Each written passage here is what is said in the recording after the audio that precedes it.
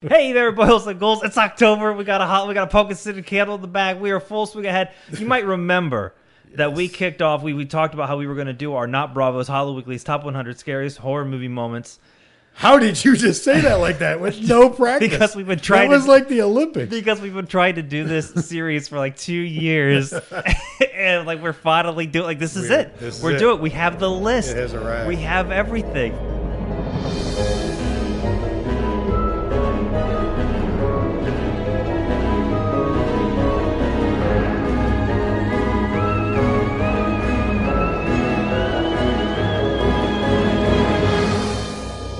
Blood, sweat, tears. And it was tears because we had to get rid of some. Actually, you know what? I think we got a good list. I don't feel sad for anything that didn't make the cut. No, actually, this is a tight list. You're right. It was really fun looking down these names and thinking about like the journey that was about to happen, because there's a lot of unexpected and expected stuff, and quite a few surprises. Exactly. Okay, so the old school listeners, they'll know exactly what we're talking about and how they probably listened to the teaser 2 years ago and they've been waiting for it. For those of you for everyone who's listening, we are obsessed with, back in the day, Bravo had the top 100 scariest movie moments. Yes, and it was such a good countdown. I would watch it every year. I remember I have like 3 big memories of like flipping burgers and then running back in to see what it is and then going about flipping back in and then going back and forth. And it would always come on around this time of year, and it was an amazing collection of people talking. Oh my God. It was the most amazing Rob assortment Zombie, Stan of people. Winston, right. Carl Reiner, Stephen King, like Joe Rob Dante, the Coors twins. There was like a really Gilbert Gottfried. There was that one goth dude with like long hair, like black lipstick. I was like, I think he was like a makeup artist, but like he was like, I like listening to everyone talk. Yeah.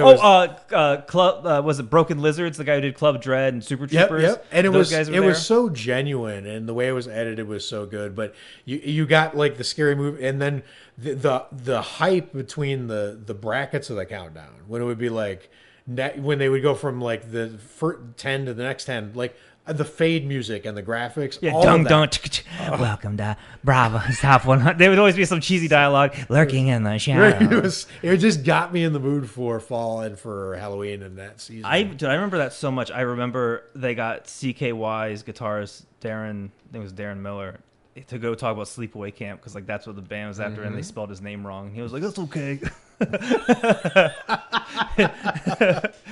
But anyway, we are trying to duplicate, reboot, refresh the spiritual successor. That's right. And part of the reason why we waited so long to do it is we racked our brains. How are we going to do it? Because Bravo, they had licensings to the clips. They had hundreds of people to interview. We're just 2 fucking guys who love horror movies. And there was a video presentation, and this is a lot of audio. So yeah, there were a lot of things to think through and obstacles. And then we were like, you know what, we're just going to go for it and throw ourselves in the season, because it's such a problematic season. You got to do what you know is going to make you happy.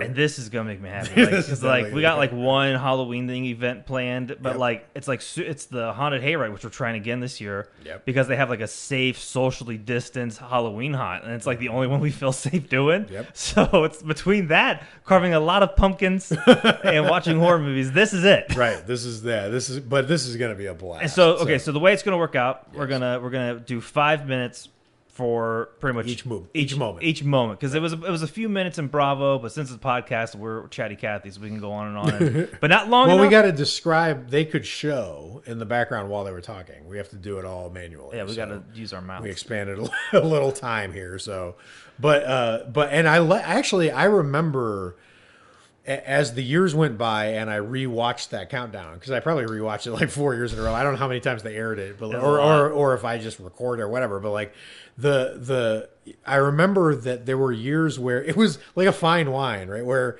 my taste for that list, I liked the top quartile of it. Oh my gosh. Right? Like the 100 to 75. Because it was sort of the most random, weird. You knew when you got to the top 10, you were just basically deciding. Jaws, Alien, right, Jaws, Alien, Halloween. Right, and you were like, but at the top one, they would be like, and now 97, It's Alive. And you're like, what the hell? Yeah. Right, it was okay. And we always had a fascination with their pick of Pacific Heights. Yeah. I just think that's the coolest. Yeah, that was out of everything on there, that's the coolest fucking pick. Yep. That was like that was their version of Joe Bob, like doing the last drive-in and picking Heathers. They were like, all of a sudden you're like, what am I watching? We have a Pacific Heights-esque pick. I forget what it is because I'm only looking at our top 10. We're going to do some 10 chunk episodes for everyone. Yep. And they're probably going to come at you a little more frequently because we're really excited about this. That's right. Well, and we got to finish by the end of the month, theoretically. So hopefully you guys enjoy this list, and this is great. And comment, give us a rating. I'm gonna drop that in now because once we get started, I'm gonna look it back. Give us a review. Give us a review if you loved the Bravo countdown and what your favorite pick was. Everyone always has their favorite pick. Yeah. And before we recorded, we were like, we have to record this one. The one movie I still never watched. I don't remember what it was, and maybe describing the scene for you will help. It's like this woman, she's in this house, and like this body just walks past her and goes to the corner, and then she walks up to it and points a flashlight at it, and this guy spins around, and it's scary as shit. That sounds so familiar, but I can't place it right now. I'm sure there's someone's listening to this right now. Someone, yeah. You know what? If you know what it is, comment, and then I can. They're like, "Oh, it's wait until dark." And finally check it. No, but that's another pick. Right. All right, let's. Yes. All right. Yes. All right. So coming in at number 100 on our not Bravo. So let me give you a hint. Like before I talk about this, how about turning around, Bright Eyes? This pick is going to be a total eclipse of your mind. Strangers Pray at Night. So the weird thing about this is it's a sequel to The Strangers, which is what, 2008? 2008.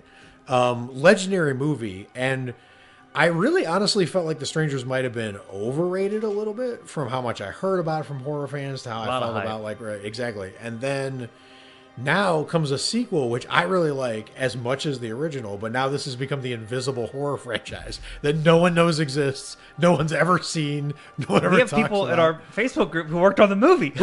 It's unbelievable. It's really unreal how quickly this came and went and vanished from the consciousness. And to be honest with you, like we're doing like moments from each of these movies. Yep. I still have not seen the movie. Right. I've seen the clip in question, and it's convinced me to now watch the movie. Yeah, no, the movie is excellent. I mean, I think it's the problem is that everyone felt like they were nailing this movie for some cliches, not realizing that the first movie, that's the problem with the first movie as well. Somehow the first movie just hit it better from them, but it's the exact same problem. This concept has that problem, but if you're not holding it against the first one, you can't hold it against here. So the moment I'm picking is the pool scene.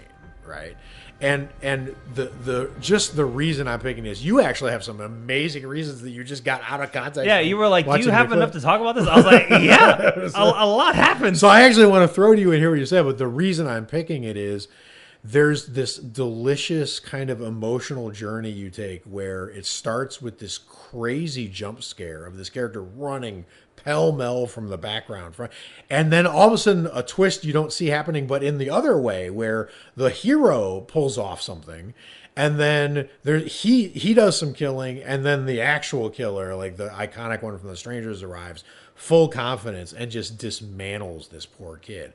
And it's set to the most amazing lights and like atmosphere. Gave me old Dexter vibes. Yeah, totally. But it reminds me of what I keep saying over and over again. Like, this is what American Hammer would look like. Hammer has fogs and castles, and America has seedy pools at hotel strips. Like, it's so America, right? So like, it's got all that, and then the amazing use of the music and the camera going in and out of the water. Fucking love. That's what. First off, the way this scares you has a very direct correlation to like our number 2, which is really crazy. That is really and weird. That'll make sense in due time. Yes. The actual action of swinging at people and the violence feels really good in this movie. There's not a lot of cheap cutaways. Like if I swing at you, it'll be a wide, and then they'll cut into a close up, and then the knife comes close to your face. None of that bullshit. It's like here's a wide, and people are fighting. Yeah. Like it feels like you're watching a YouTube fight. Like it's such a great point. It's so true. It's so dirty, and I'm always a sucker. Like as an editor, like there's certain times when you make a cut, like you go back, you play it, and it feels good. And I imagine that's what the sound editors did on this film.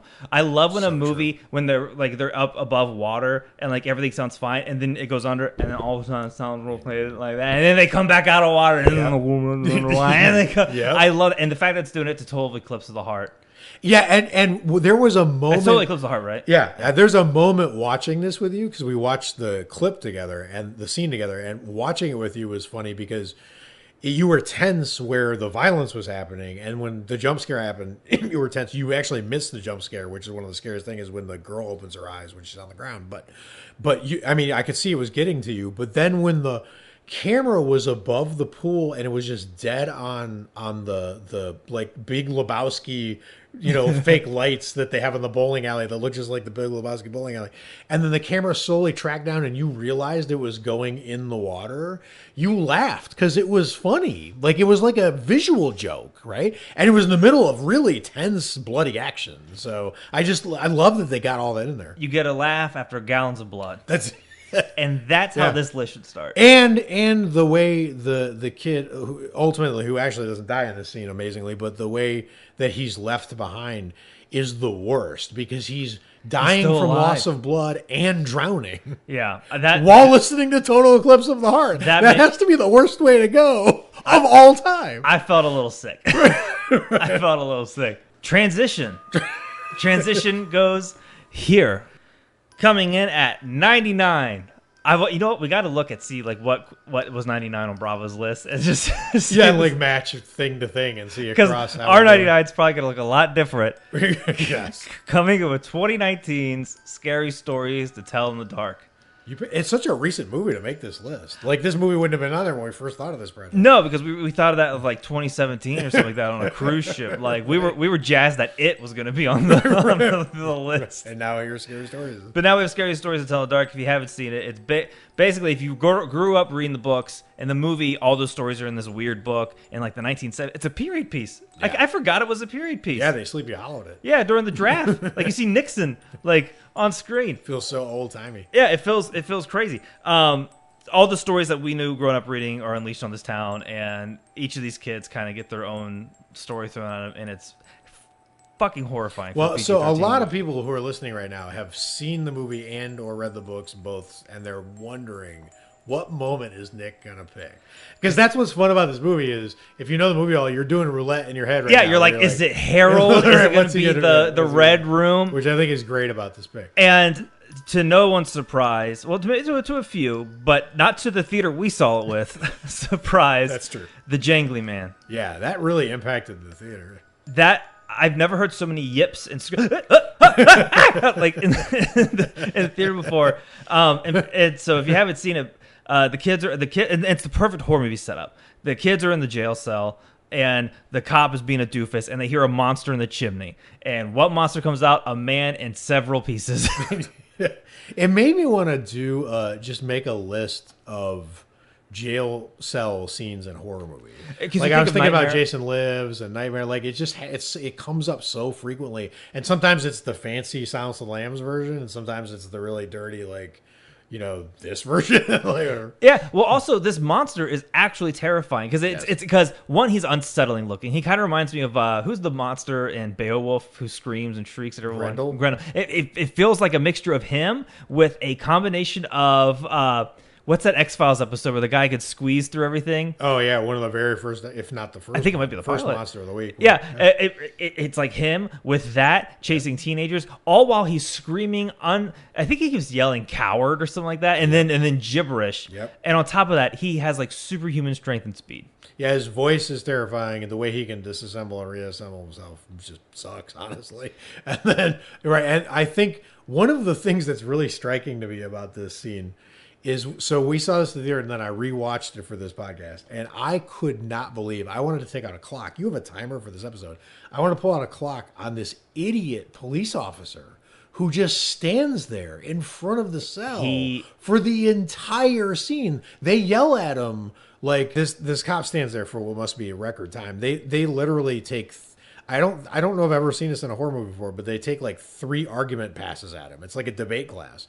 They're trying different tactics. Like, you're in danger. No, you got to let us out. It's not fair to leave us here. No, I mean, this animal's coming and he's going to be jangly. And like, they've got like time to just really work out on, and he's just standing there. There's a lot of time. Also, the other thing is, it's one of the only movies I think we have in here where the monsters are unleashed by books. Yeah, it's probably our most literary PG-13 middle school. I'm sold just for that. Middle school fight. The other reason I wanted to put this on here is, one, I think it might be the only PG-13 movie we have one That's here. why it belongs up at the top because list. some people would complain, and I get that. That's a very fair thing. Sure. But also, this is a movie where, like what we said at the beginning, there's 4 or 5 scenes that we could have went with that are just as scary. Right. That scene with the creepy thing in the hallways that like start converging on each other. Yeah, and then Harold, everyone, even though Harold was not as scary as it should have been. Right. But I do think that this movie deserves a lot of credit for being able to pull its weight with a PG-13 rating. I actually liked the whole weirdo Nixon era connection. I did too. It was I couldn't stop thinking about it when I left. I was like, "What the hell was that?" Yeah, like kids are getting drafted in this movie. It was a really bizarre, but I respect it because it was so out of left field. I was like, "All right, I respect that." And also the writing was. I thought the writing was really well done, and it was the type of movie where, like, when they set up a sequel, I was like, "Oh, thank God, there's more of this." Yep. Whereas usually when horror movies leave off on a sequel, you roll your eyes, like, "Oh, I can't believe this." Right. But no. Plus, you said it when you say Grendel. It's like that old, deep mythological kind of horror. Like that's why the Herald and all those archetypes from this book are so strong and stick with so many people, and so many people have loved the books and the covers of the books, and it's like that old. It's like the thing Edgar Allan Poe would write. It's that old mythology feel. Transition.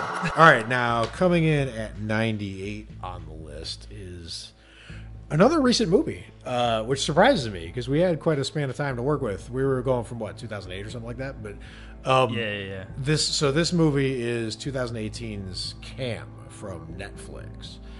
The setup for this movie is pretty simple. It's like an unfriended or unfriended. No, it's like not unfriended dark web. It's like an unfriended version of someone who is a cam girl or cam lifestyle, right? So like. Which now would be an OnlyFans. How quickly that's right. Everything's changing. But what's amazing about first of all, there's a great trivia fact about this movie before I get into the moment, which I really respect. Which is this is the only horror movie I can find where the director and the screenwriter share an equal joint opening credit. So they gave them the same line. No way. Which you never see, but they did it on purpose because they're like, we want people to value the writer as much as the director, right? And the writer was a cam. She went through this, lived through a lot. How can you not love this movie? The demonic part, right? So I just like that move. I think that's a really cool move on their part. The moment I'm picking is the ending because there's a lot of emotional investment that you get going through this movie. It's a really, really well done movie, and pretty scary in parts. But like the end is unsettling and scary, but it's the determination of the character. One of the things I loved about Bravo's list was in these little short capsules of movies I didn't see, like Pacific Heights. Mm-hmm. In the scene, I got how intense Michael Keaton was. I got how terrified like the people in the movie that were fighting him were. Like that all came across. In this movie, at the end, just the absolute determination of this character to beat the demon, to beat the monsters. But she has no tools. She has no exorcist to reach out to. She has no Vatican to call in. She's gotten an IKEA table. She's got her mom is basically pointless until the end. Right. She's got to duplicate the effect of in an exorcist movie of calling in the exorcist, calling in the troops, getting a hold of Gary Oldman or whatever you're going to do. She's got to do it all herself. And I've never really seen that play out this way before. But mm-hmm. I think it's true to what her character represents, how hard her life is or her path is, and also that she pulls it off, right? In this amazing way, which I think of as like anti-Flair, because she does it with Flair, but whoa. So she just basically invents this game with this demon where she goes, you have to imitate me, monkey see, monkey do. And whoever does it better, the people watching the broadcast are going to vote on it. And then she proceeds to beat the crap out of herself. It'd be like you and me get on Twitch and be like, let's just bare knuckle box. Right. Yeah, but she's doing it to herself and in a really horrible way. But you can see her gather herself to do it. And then you see that little spark of determination. Like, I know how bad this is going to hurt, but I'm going to do it anyway. And it really reminds me, there's an amazing scene in Casino Royale, the first James Bond, Daniel Craig James Bond, where he's getting tortured by Mads Mikkelsen. And the power dynamic of that scene completely switches over. Mm-hmm. Even though he's the one tied to a chair and he's the one getting the crap beat out of him, you realize he's won this exchange. He's broken Mads. Mads is like, you're not going to tell me what I want to know, are you? And he's like, no. And you can tell he's in the power position. And she goes up against the demon she should lose to, and then flips herself into the power position, but in a really painful way, which is really cool. She kind of felt like Batman, dude. Like in one of the Arkham games, like the Mad Hatter is like a side villain, and it just kind of felt like she was outsmarting, like Batman outsmarting the Mad Hatter or the Riddler. Totally. And I was like, this chick's badass, man. Totally. I really like it. Watching it, the only thing I kept thinking is, this is a crunchy scene. Those every time she slams her face on the table, like I wrinkle my nose, and like you know how like when you hit your nose, like your eyes water up. Like I felt like my eyes wanting to water up, but they're like, you weren't hit. Like you're just watching her get hit. And keep in mind, you're watching two characters because you're watching the demon pretend to hurt herself. So you're watching real pain and simulated pain, which is just a masterclass in acting. If she was like if it turned out that like this was like a Batgirl movie, I'd be like, this makes sense. Like it just felt so Batman-y. I can't explain. It was also shot really well. I love her being in the mirror with the television or the monitor behind her. It kind of reminded me of like Enter the Dragon, like when Bruce Lee's in the thing. It does have that vibe. Because like that they're having a showdown. Like it had that cool. Plus, this had internet comments. How great would every like Bruce Lee movie you could just have internet comments in real time in the your movie. Emojis just like yelling black nunchucks and shit like that. It's amazing. Oh, and also like.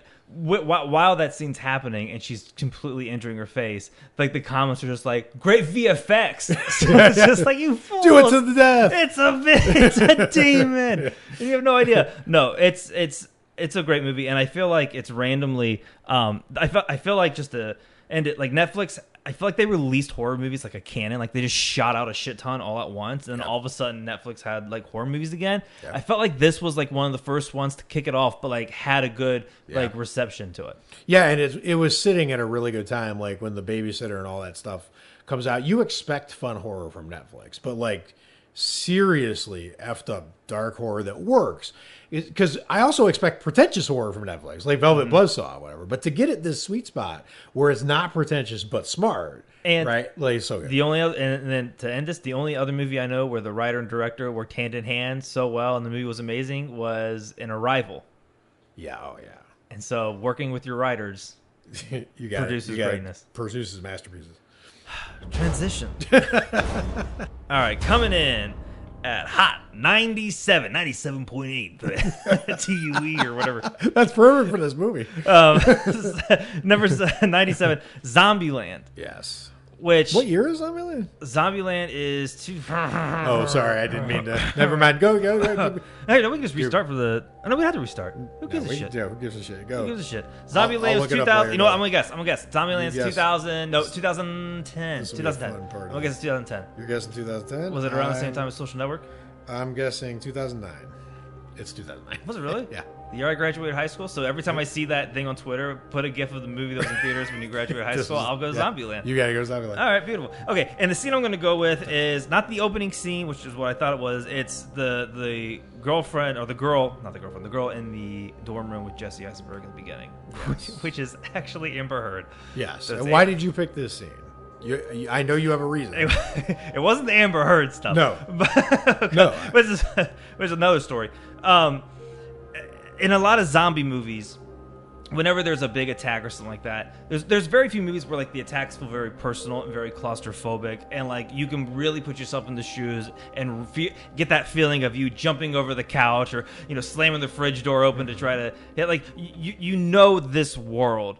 And being able just to throw in a flesh-hungry Amber Heard. Yeah, but here's the thing. I think that this is the ghost of Zack Snyder's Dawn of the Dead on our list. Yeah. I don't think this is Zombieland on our list. I think another movie. Well, that's what we were talking about. Forced its way onto those because you love the opening of Dawn of the Dead so much, and this felt so similar to that, but comedied, right? And I think. Because I think we did like 2007 or 2008 as the cutoff, and so we just miss. You couldn't put Dawn of the Dead. We couldn't put Dawn of the Dead on there. So I'm taking that spirit of Dawn of the Dead and putting it here because, honest to God, if you took that scene where Jesse Eisenberg's running around, or Columbus, which is easy to remember, was running around the program, and you interspliced it with like.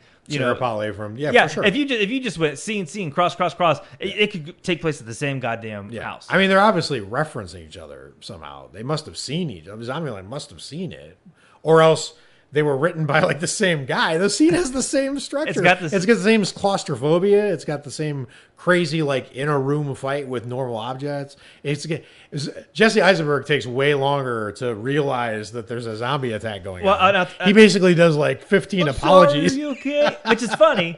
But you know what makes this movie even better is I see a lot of articles now about how The Social Network's, been in theaters for 10 years. So rewatching this scene and having just rewatched The Social Network, I get to watch this as Mark Zuckerberg getting chased around. So it kind of makes it seem like a little better. That makes it scarier. That's really good. No, if it was the other way, he'd be chasing her because he's a robot. But also, I forgot how good just that cast is. Like Jesse Eisenberg, I feel like with The Social Network's great. I think he kind of got the shaft with Lex Luthor. Yeah. But Zombieland's so good. All around. The cast is great. That scene, I forgot about the visual where he takes the shower curtain and like he tries to stop her. And it kind of, when her face is stretching through, it kind of reminded me of like a visual from like Prometheus. Yes. Well, people forget. We become ungrateful. We forget how. So this was really good for its time. Obviously, it got a little played out or overplayed or like whatever. But the thing is that when you go back, you think about being told that Zombieland was coming out or that it was going to be a thing. Mm-hmm. The odds of it failing were high, right? You shouldn't be able to do a movie and have actual scenes that are scary or intense or have energy in them and have the comedy part back then. Now we get them all the time. Like for some reason they became easier to make. Like I don't know how creators got better at this over time. But like in the old days, 2009, back then, the horror comedies weren't as polished as Tucker and Dale, whatever. They mainly failed. Like The Dead Don't Die or whatever the hell that movie was. Well, you know what? I also put Zombieland in this weird like cluster of movies in terms of like it's got like this like kind of crazy comic booky tone. I put it in the same category as Kick-Ass and Scott Pilgrim versus the World. And because like there's like weird VFX tech stuff and just the vibe and the energy of it mixed in with horror is and for some reason it doesn't feel like Shaun of the Dead for me. Everyone compares it to that, but it doesn't. These movies don't live in the same universe to me. It doesn't. I don't know why. It's like they're parallel but in different universes. Right. It's a weird. They're not the most natural comparison to me. But that opening scene for me, I feel like is a good. Yeah. Well, you just love that kind of sequence. All right, coming in at 96, I believe. 96 is dun dun. You're doing. That's the music. You're actually good at that. It actually sounds like it to somebody who knows that list. I know. When we're done recording this, I'm gonna have to find music that's similar to it, and so I'm just doing it ahead of time in case I can't find it. Like that's it. The listeners, that's the music. That's an edit move. That's the most glorious edit move. All right, so 2008's Splinter is my scariest movie moment for 96. I could have picked probably 3 or 4 scenes from this. I hate the scene where he has to cool himself off. I don't like things like that. I don't like when people have to do that. The monster design in this movie is amazing, super underrated. The movie deserves a lot more credit because it's authentically scary. It feels like the best. It feels like the best of Wrong Turn mixed with the best of The Mist to me. Right? That's a great way to put it.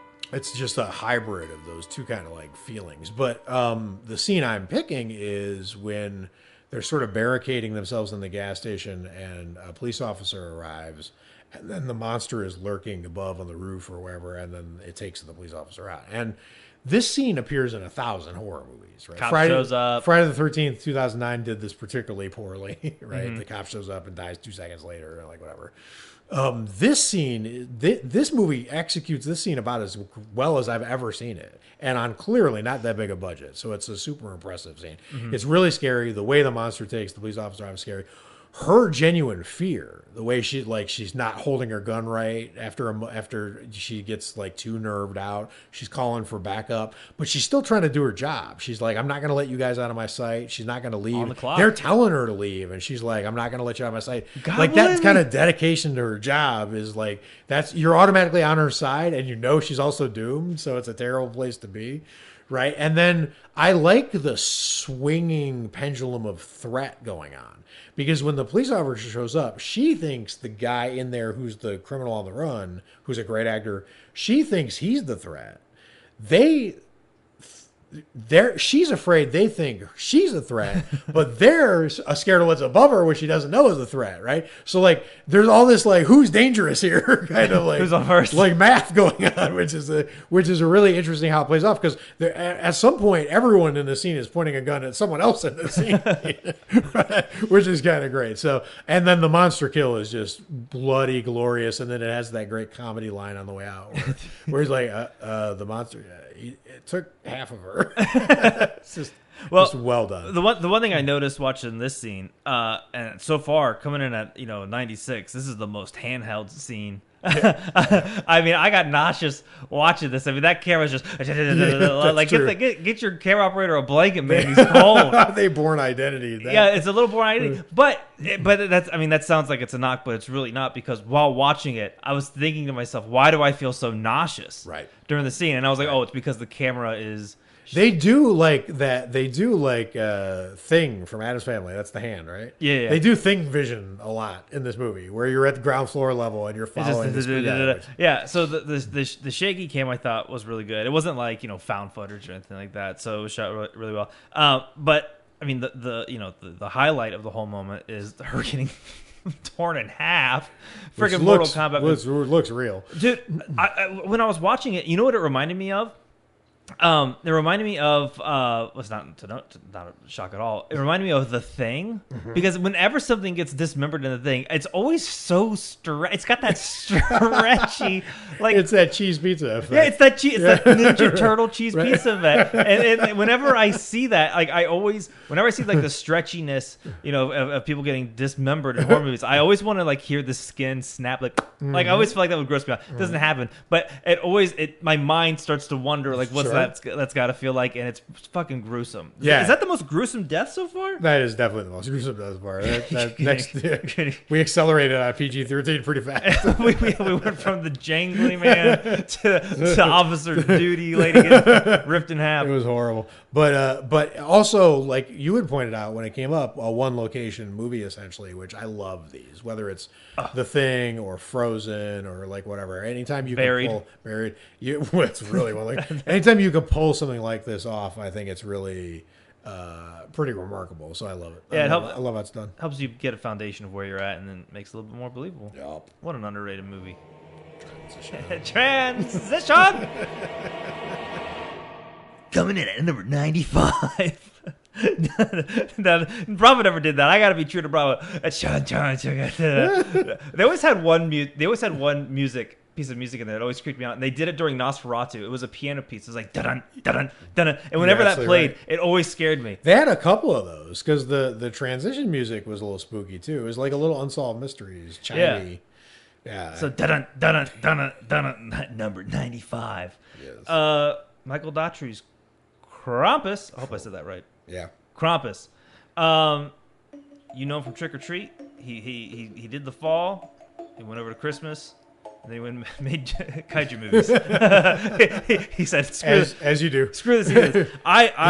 He went and was handed a sack of money the size of Rhode Island. Watching something like Trick or Treat, and what I think is like just like a perfect movie, having a follow up, like I think there's a lot of pressure on that one, and I think Krampus did an above average job at knocking that out. And after Krampus, so you picked the ending as your moment. The ending as the moment. I mean, there's so many. I mean, Jesus Christ. I mean, it's an attraction at Universal. Krampus himself, the reveal of him is pretty intimidating. That's intimidating when she's underneath the van. The scene in the attic, the fighting the gingerbread, and all those are scary. That's not scary. Gingerbread. Yeah, that's more of a comedic thing. Right. But all of those scenes are unsettling and kind of weird. Even like the snowman scene when they're all up front. Sure. But for me, the scene that like made me like feel kind of queasy was the ending scene when they think everything's okay. That last because they're getting Men in Black. They got Men in Black. Yep. That was it. Where you think everything is hunky dory. You wake up, Christmas is fine. Everyone's it's December 25th. You got the fire going, music playing. So can I tell you something? I got so Mandela affected on this movie because I'm not the horror comedy fan side of our podcast, right? I appreciate it when they're really good, like this one is, and Trick or Treat, or if to the extent that's a comedy or whatever, Tucker and Dale. But it takes me a minute to get used to like whatever, but for some reason, because I didn't connect with this movie right away, I forgot the cast. So you pull up the clip, and we're looking at Toni Collette and like whatever, and they're Adam all Scott. acting really unsettled, like spooked, like something's going horribly wrong. But the acting was like Oscar level. Like in this Christmas horror comedy, you're watching Toni Collette give you like the best acting version of the world's just about to go horribly awry. I'm like, wow. It was like if you could have the actor's emotions on a guitar amp and just slowly turn up the distortion. Yep. That's exactly right. That's how I felt. And you know what's funny is a lot of movies like that, they could either end where like the heroes get away and everything's happy, or they leave you feeling kind of crappy and sad. Like some movies just go there. Yes. And sometimes like when movies go there like this does, you kind of walk away and a few seconds later like, oh, that was kind of a dark film. This one, this felt like an uppercut, like straight to like my gut. Like I remember just feeling like, they're there forever. It's got that Twilight Zone-y kind of feel where all of a sudden you feel like you don't understand the rules. The stakes were a lot higher than you thought they were. Mm-hmm. And now all these people are just doomed. But now you're extrapolating all the other objects in this room you're being shown. And like, did all these other people go through all this horrible? And I forgot how cool, I guess I don't know if you would call Krampus's office yeah, layer. Totally. The design of that as well. Like I forgot until we rewatched it for this how cool that was. Yeah, they like Cthulhu'd it. He's like a god that lords over, thousands of prisoners. It had a little Bride of Frankenstein feel where the guy has the people in the domes of glass. It's pretty horrifying. I just love the ending. I'm glad it got dark because it was Christmas and you deserve all the ghosts. It's kind of and the tradition from England and a lot, among other places is there are some really dark, like the Christmas stories they tell in England are dark. They'll be scary ghost stories. That's that. You get like dark. You get dark stuff. There's like sorcerers and death and curses and whatnot. So it's not all. You need a lot of shadow with your light. And this does it. This does it. Indeed. All right, that's Krampus. Transition. Coming in at 94 is 2017's Super Dark Times, which you have super not seen. I saw the super dark ending. No, I mean, I'm talking to the listeners. I'm talking to the world. I've yet to come across anyone who's seen this film. So, well, they're with me. they're with you because this is gonna come way out of left field for people. This is a really dark thriller. Think more like Fincher. Think like Lord of the Flies crossed with Seven is basically what the feel of this movie is. One of the things I like about it is it's that classic accidental kill, and then the person who does it gets a taste. It's like the man-eating tiger move, where they get a taste for human blood. Now they're just a killer. Like they're on the loose. They're the killer. They've decided they like it. I'm choosing the ending as the moment because there's a lot of lead up to what's happening here, but the sequence has some things in it I really like it whenever a director pulls them off in a scene. It's got the Coppola cross-cutting. You know how every time in Godfather when everything's about to go awry, you're cutting to like a religious ceremony and then like gruesome murders. This one's cross-cutting, but from a kid who's running down the street in his neighborhood to go try to save someone he cares about, and cross-cutting back to the room where these two girls are doomed and they're in there with a sociopathic killer and they just don't know it. And he's just toying with them, but maybe not because maybe he's so crazy he doesn't know what he's doing. You have no idea. But that cross-cutting is done really well. And then the confrontation scene is so Hitchcockian, right? Like it's so like the placement. If you go back and watch the scene, if you watch the ending of Super Dark Times, the placement of the characters is fascinating. Like when they're in the driveway, when they're on a car, when they're on a roof, when they're sneaking through a window, when they're in a hallway. It's just like chess. It's so well done. And then there's a lot of gruesome murdering that happens. It's pretty intense what's happening after that. I did not expect it to feel the way it felt. Like we were just talking about Strangers Pray at Night and how the action like felt real. This felt real. You're right. It had that old Texas Chainsaw Massacre. Am I watching a doc? What is this? Dude, like, and I want to go back and rewatch it again because, like, there's movies where, like, somebody gets stabbed with a sword or a knife or something like that, and like, the character got hurt, but, like, it doesn't feel like it still feels a little fakey. This is the Saving Private Ryan of sword fights. Yeah, and it's a bunch of teenagers in the suburbs. Right, exactly. There's the sword fight in this was more visceral to me than like Kill Bill. Yeah, this is like Harakiri. Right, yeah, Harakiri is Harakiri. Right, yeah, for sure. So that there's a lot of that intensity. The killer, he seems completely astonished that he's killing. Yes. And that's a crazy feel for me when the killer feels not just out of control, but like they're sort of having an out of body experience and like their body is a vehicle or something. He seems really disassociated, and it's a very chilling effect. You can see like two people. Yep. Like in his eyes. It's really unsettling. Okay, so I have a movie that like there's only been one other movie that I felt the violence and of like the flesh tearing and like someone getting hurt and you feeling kind of hopeless and wondering how they're still well, this person didn't survive, but it reminded me of the ending of Milk, where Josh Brolin goes in and he assassinates Harvey Milk.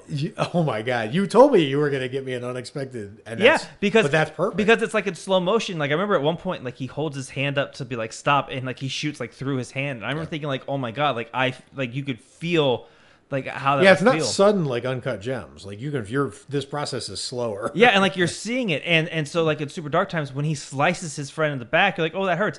But then he slices him in the head, and you just see. I remember it's the thickest, goopiest blood you will see in a horror movie. Like it's so. It looked like what would actually happen, but what was really crazy cool about how they acted it was, you could tell that the kid who swung the sword didn't expect it to go quite that way, and the kid who got hit with the sword didn't expect getting hit in the head full on with a sword blade to feel this way. No, right? Like he's kind of dazed, which that makes sense. But he's also really aware of how bad it is. Right? It's a kind of terrifying moment. Well, I can really relate to the kid with the sword because I accidentally threw a ninja star at my friend Cody's head one time.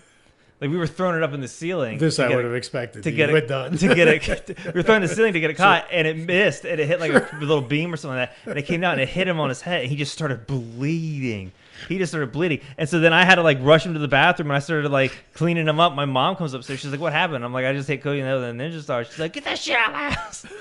So that I shouldn't be laughing. Stars. There's probably like 22 deaths a year by accidental ninja star. I think thankfully he made. Maybe that's why that scene hit home for me because I'm like, I know what it's like next to him with a sharp ninja object. Too real, too quick. Yes. Transition. All right, coming in, subbing in. We told you, subbing in at 93. Our cutoff was like 2008, I believe, and for some reason I put Amityville 05 on here. Yeah, and so I hit the eject I'm not button. sure that we ever really nailed down what our cutoff was going to be, but I think what we realized was if we took it back too far, that we were going to be getting movies like The Ring and uninteresting stuff on here. So we arbitrarily moved it up, but I'm not sure we ever really... But I think 2008 now 2008 is official. 2007 and back won't be on this list. All right, so proceed. I am getting rid of the bathroom scene from Amityville, even though that's a great scene. And you are putting in 2002's My Friend Dom. 1996. What year? What year was this movie? Okay, so we're doing this one on the fly. My Friend. Oh, never mind. You did never mind. It's 2017. It was 2017. Okay. It was based off a graphic novel of a guy who was friends with my friend Dahmer. In fact, Sabrina from the Chilling Adventures of Sabrina. Let me get my timer going here because I will definitely. I actually, it's so weird that you picked this because I was using Jeffrey Dahmer in the next movie I'm going to be talking about. And this just happened in real time. Is this really? It's really spooky. I have a Jeffrey Dahmer analogy prepared for my next movie. Holy shit. Anyway, that's not counting against your time. Well, if you've watched The Chilling Adventures of Sabrina, you know that she had a pretty weak-sauce boyfriend, Harvey. That actor played Jeffrey Dahmer, and I know he's a Disney star, but dude, and honestly, like he's not. I didn't think he was that great in Sabrina, but as Jeffrey Dahmer, this guy's acting. It's like a different fucking person. Yeah, I can vouch for that. He's the world's most annoying character on Sabrina, and not particularly a good actor somehow. But in My Friend Dahmer, in this he's amazing. So the scene I'm gonna go with is when him and his friend are alone in his house, sort of near the end of the movie, and this scene is quiet and this scene is scary. Because this is based on real life. Yeah. And so I know what happens here, even though I haven't seen this movie. Yeah, it's basically, so at the end of the film, okay, so let me just, you're the audience, okay? Imagine you're with Jeffrey Dahmer. You don't know he's your friend. He's your friend. No, he's your school friend. He goes to the mall. He makes really inappropriate noises, and then drinks. I think he had like something like 45 beers or something like that on the way to the mall. Like it was an obscene amount of alcohol. Anyways, you're with that friend. But can we back up and say 45 beers? It was. I don't know if it was 45 beers, but I think it was like a case of beer. I want to watch this now. He basically crushes like a shit ton of booze, and his friends are like, that's not good. Anyways, at the end of the film, him and his friend are alone in his house, and there's just this quiet, I think I know what's happening. I think he knows I know, and I know that he knows that I know that I need to get the fuck out of here. And there's no blood, there's nothing like that. It is just a scene where a guy makes it's the scariest scene where the person makes the right decision. Interesting. To leave. Right. So it's like watching one of those nature documentaries where something's heading towards the crocodile or the spider, and you're like, no, I don't want to sit. Like, no, you gotta use your sixth sense, like whatever, and then it does, and then it escapes. This is that scene, but with humans. Yeah, and it also works because, like, as the audience, we all know who Jeffrey Dahmer is. Well, it also works because Jeffrey Dahmer is terrifying, right? Yes, he's very terrifying. But I think I wanted to have. I'm actually really glad that we had a sub Amityville Horror, because I think it's really gnarly to have a scene where like nothing horrible happens to the person because they make the right choice. Right. It's interesting that you did the photo negative of what a typical scene like that would be. I mean, we're just talking about Splinter higher up in the list, and you're like, oh, the highlight of this scene is like the bloody attack and the gore and the like. And in this scene, you're like, the highlight of the scene is what happened in your imagination, like what was going to happen that got averted. Right. When a movie can get that across effectively, let's be honest. That's what Blair Witch does, right? Like at the end when he's facing the wall, you're not seeing what happened to him to get him to that state or what's about to happen to anybody. It's all implied, which is what this scene is. And this scene, I remember, like, I think gripping the theater seat at the Limley with their amazing popcorn. That you miss. All right, well that was a good flyby. Well, I'm actually really glad that made an appearance due to what's about to happen. I really like that. I'm glad get the hell out of here, Amityville Horror. Ryan Reynolds in your 8-pack. Ryan Reynolds lost to Jeffrey Dahmer. Jeffrey Dahmer crushed a 24-pack, and Ryan Reynolds only has an 8-pack. He loses. That's right. It's the battle of the packs. All right, coming in at number 92 on the list is 2018's Halloween. First of all, the spirit of this list is the whole Halloween season. So I love this movie. I recognize that it's not near the first. It's probably not even as good as the second ultimately.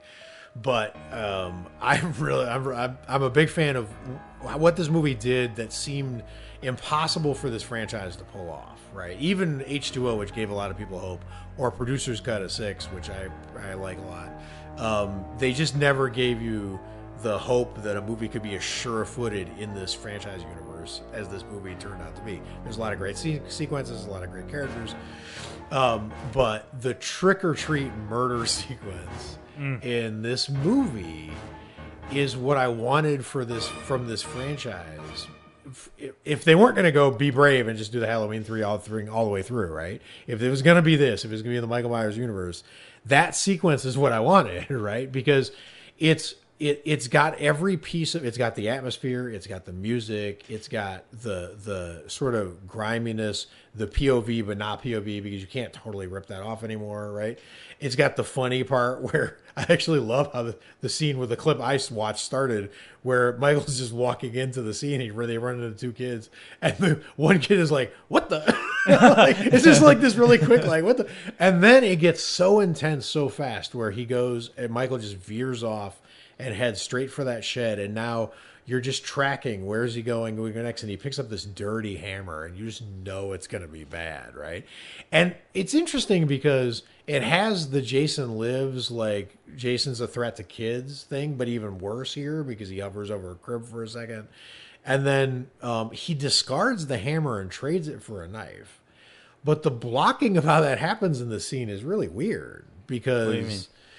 Because he picks up the hammer, he's holding the hammer, he walks in through the kitchen past the knife, which he clearly sees, hammers the woman to death, drops the knife, and then drops the hammer and then picks up the knife. You would have thought he would have been like, "Oh, I don't need this hammer. Look at this knife." The classic. Right, I'm gonna go with the classic. But he uses the hammer first, right? And then I'm wondering, like, he knew he was going back outside, so did he trade for a clean, unblood weapon? Because he wasn't walking out with like brake chunks hanging from like whatever. Like, is he capable of that level of whatever, or am I just misreading how it was blocked? I don't know. There was this little interesting moment that gave the scene flavor, and then there's the sneak attack behind through the window. Like thing to cap it off, which is just, it's got that perfect Halloween music stinger, like the perfect placed one when he's revealed. Wow, it's got the it's actually scary, and it's got the silkiest camera movements. It's got amazing camera movements. Great. It is like the most styling part of like the whole movie. Like, yeah, and I was gonna go with the sensor light scene because I thought you were. That was really, really terrifying scene too. But when I went back and looked at it, I just couldn't give a flying fuck about that character. So I just couldn't rank it as scary. I cared what was happening to these poor random people who were just trying to make sandwiches and do curls in their hair and try to like watch the local news, and they were getting massacred. And then this one doofus who was like hitting on a girl in the worst way possible. He totally deserved to get massacred. So like, I didn't care. Like, it was really stylish how they executed it. But you also get the Halloween 3 Easter egg with the kids wearing the silver shamrock mask. So it's like the perfect. Oh, and also like just like it feels like trick or treat night. Right, and that's the thing I'll fight for about this movie. Michael Myers, that last shot of him in that trap with the flames, that he looks terrifying even when he's trapped. Like, that's what I want I want Michael Myers to be terrifying no matter what. No matter he's wounded, no matter he's trapped, no matter he's under a van. Like, he's still got to be terrifying. And that scene, he was like trapped and engulfed in flames and still terrifying. And the bathroom teeth drop attack scene, like, come on, it did grow on me. I remember like leaving the theater and being like, I mean, it's a Halloween movie, you know. But like reliving like those scenes, I'm like, oh no, shit, like that's got. They did some really good stuff in there. It's got some great shit in there. No, I like it, and luckily, you know, because people didn't want to wear masks, we have to wait another goddamn year to see what happens. You losers! Damn it! Put your masks on. Hey, put your mask. Michael did. Michael knows how to do that. Michael knows how to do it. Be like Mike. Be like Mike. There we go. Be like Mike. Put your fucking mask on, people. All right. All right. Coming in at 91. Our only gothic romance with Guillermo del Toro's Crimson Peak. Yes. Which a lot of people did not like. And I remember myself being like, it's not really a horror movie. And then during an interview, he was like, it's gothic horror, or it's a gothic romance. And I was like, oh, no, I like the movie. Right. You're right. A lot expectations are a big thing. Yeah. But even though it is a gothic romance, the scene I'm going to go with for the scariest scene is in the beginning of the film. Where you see the girl's mother comes to visit her, because that is the scariest. It is shot so creepy. You know what? This is why that scene right there is why Disney needs to just give him a blank check and just write Haunted Mansion. Yeah. Just go do it. Do the Haunted Mansion right, because that scene gave me a glimpse of like what that motherfucker could do. I mean, it's crazy at this point that Guillermo has basically become the Spielberg of horror. Like he is so good at this. There are so many things synthesized into that visual that he created in the hallway with the ghost. I mean, you're looking at like Vincent Price, Corman, Edgar Allan Poe. Like, he's got so much of that in his head, but he's also original. So it's original and echoey with like the great past of horror. You just got to be grateful that you're getting these visuals out of this genius. If you imagine, and so I'll go into some detail about the scene, but just this movie, like if you could imagine this movie as a book with pages and a binding to it, you can imagine what that fucking book would look like. Absolutely. It's black with like some little like dark red trim and little gold pages. Like it's so good. So the beginning of the scene, we're learning why our girl is gonna have some nightmares with her mom. She's dead.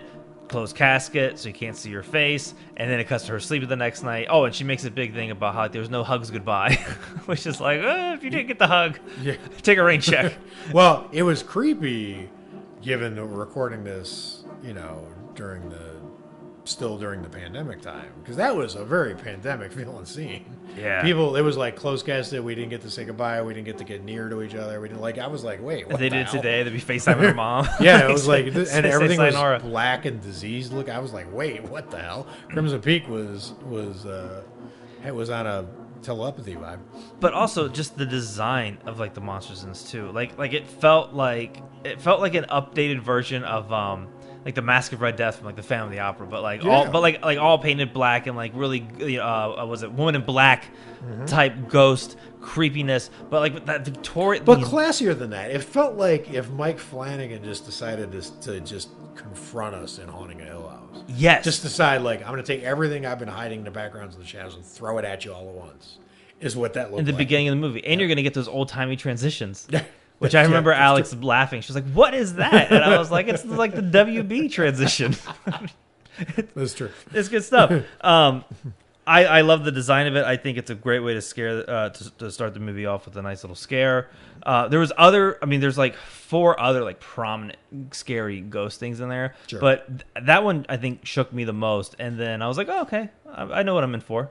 Well, and that was the classic also like flip where so it's like that Dracula's introduction where he's, the carriage shows up and the carriage is supposed to be the thing that's, taking you to your destination, but is Dracula also driving the carriage? Like, because this figure appeared. Beware, I remember when I Crimson first saw Peak. when this figure appeared, I was like, this figure must be the threat, but the figure's giving her helpful advice.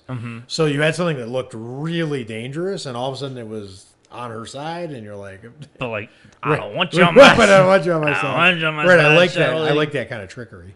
No, it's good stuff. And he always does a lot of stuff like that, where like the monsters are like guiding you, and Yeah, like it's the Clive Barker Nightbreed. Like the monsters are sort of a family. Also, the colors in this are amazing. And what's funny is that rewatching this for the thing, it's weird. Disney has a certain type of green that they've engineered so you see it less. What any fucking Disney fans are like, yeah, it has a green.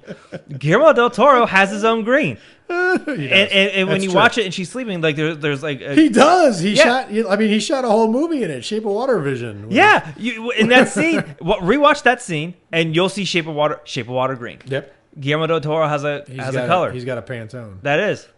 Oh, how perfect is that? All right, well that's the top 10. That's the Or not the top 10. That's the bottom 10. The bottom 10. Right. The bottom 10. That's the first 10 of the journey down to number 1. You guys, this list gets better. In fact, I do have a note here I wanted to make here. Because we subbed Amityville Horror for my friend Dahmer, is that a surprise Pacific Heights? That is.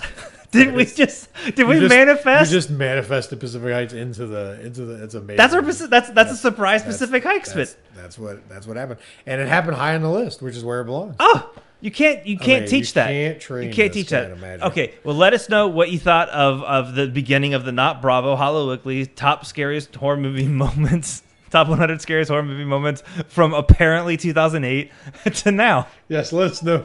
With the pithily titled. I know I'm going to title it. Not Bravo! ! Halloweekly's top 100 scariest horror movie moments. That's pretty amazing. That's the title. And do the music. You're like beatboxing. This it has to end with the dun, dun, dun, dun, dun, dun. Coming up next. That's exactly. I can see it in my mind. I don't know what's next on our list, but I would tease it. Coming up next, slimy eyes and stairwells.